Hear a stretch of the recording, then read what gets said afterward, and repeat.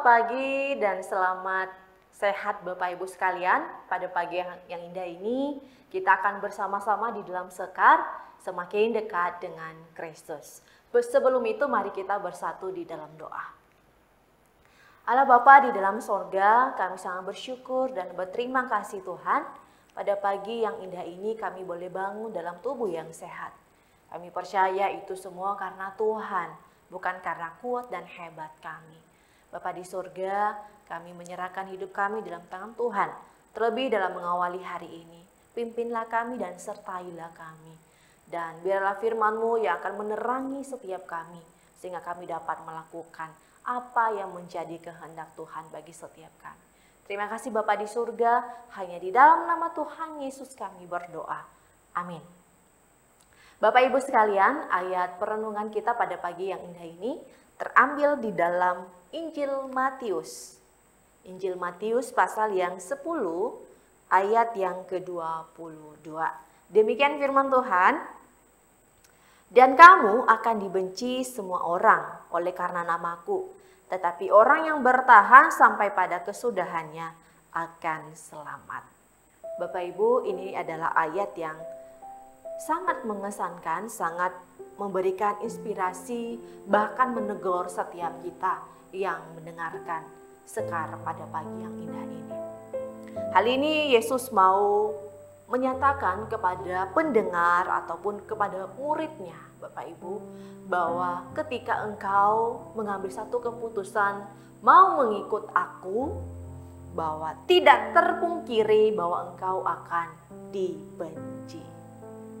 Hal ini juga Bapak Ibu kalau kita lihat dalam kehidupan sehari-hari bahwa kita tidak bisa memungkiri bahwa ada orang-orang di sekitar kita akan menyukai kita. Ada orang-orang di sekitar kita akan menolak kita, akan membenci kita. Terpenting adalah bagaimana kita membawa diri dengan baik. Terlebih di sini Yesus mau menyatakan bahwa engkau akan dibenci itu karena nama. Nah, di dalam 1 Petrus di sana juga mau memaparkan kepada kita bahwa 1 Petrus 4 ayat yang 14 di sana dikatakan, berbahagialah kamu jika kamu dinista karena nama Kristus, sebab roh kemuliaan yaitu roh ada padamu. Bapak Ibu sekalian, di sini justru Petrus mau mengatakan bahwa berbahagialah jikalau kamu dinista karena nama Kristus. Jadi sangat terlihat bahwa di dalam mengikut Kristus itu memang tidak mudah Bapak Ibu. Suatu waktu kita akan dibenci, suatu waktu kita akan ditolak. Tetapi Yesus mau menyatakan bahwa Petrus di sini ya mau menyatakan bahwa berbahagia jikalau engkau dinista oleh nama Kristus. Berarti nama Kristus itu, nama Yesus itu sebetulnya nama yang kalau kita lihat nama yang luar biasa ya. Anak Allah yang datang ke dalam dunia.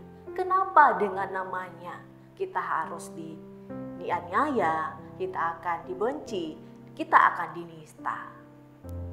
Karena memang benar bahwa nama itu menunjukkan kepada identitas seseorang.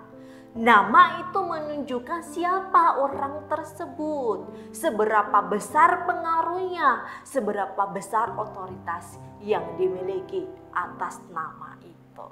Tentu di sini nama Yesus menunjukkan kepada sebuah keadaan yang memberikan pengaruh besar bagi orang-orang sezamannya, bahkan di zaman sekarang.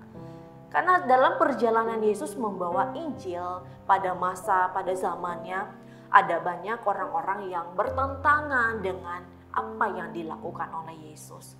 Karena banyak orang-orang yang mau mengikuti Yesus, banyak murid-murid yang mau menjadi murid Yesus.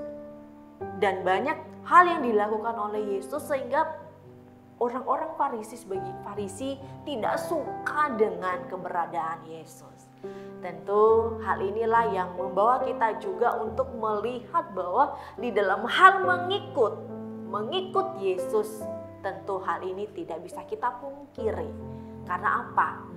kehidupan Yesus di dalam dunia, dia melakukan hal yang benar, hal yang jujur, melakukan kebenaran, tidak berkompromi dengan kehidupan di dalam dunia. Di dalam kesucian itu Bapak Ibu, kita dibawa dalam identitas itu. Seharusnya juga identitas itu harus melekat pada diri kita sebagai seorang pengikut Kristus. Sangat disayangkan bahwa kalau misalnya identitas itu tidak melekat pada diri kita.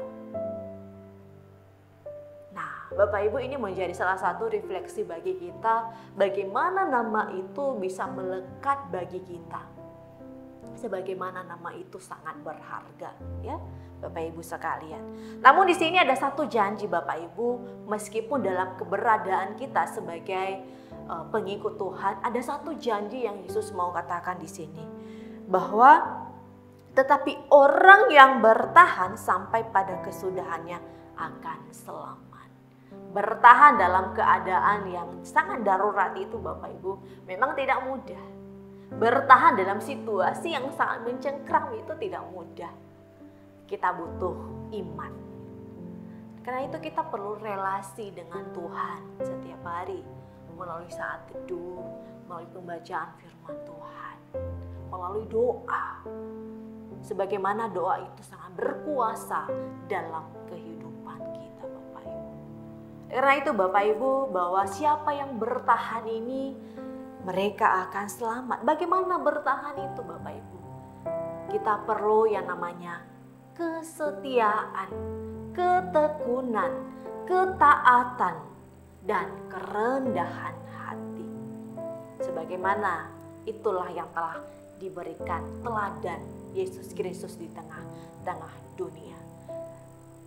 Karena itu kita mau belajar, ya. Kita perlu belajar dari kehidupan dan perjalanan Yesus.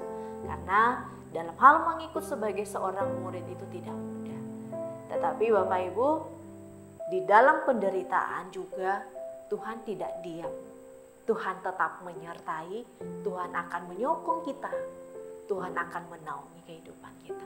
Karena itu kita perlu percaya Bapak Ibu, percaya dan terus menghidupi firman Tuhan dan relasi terus menerus di dalam Tuhan.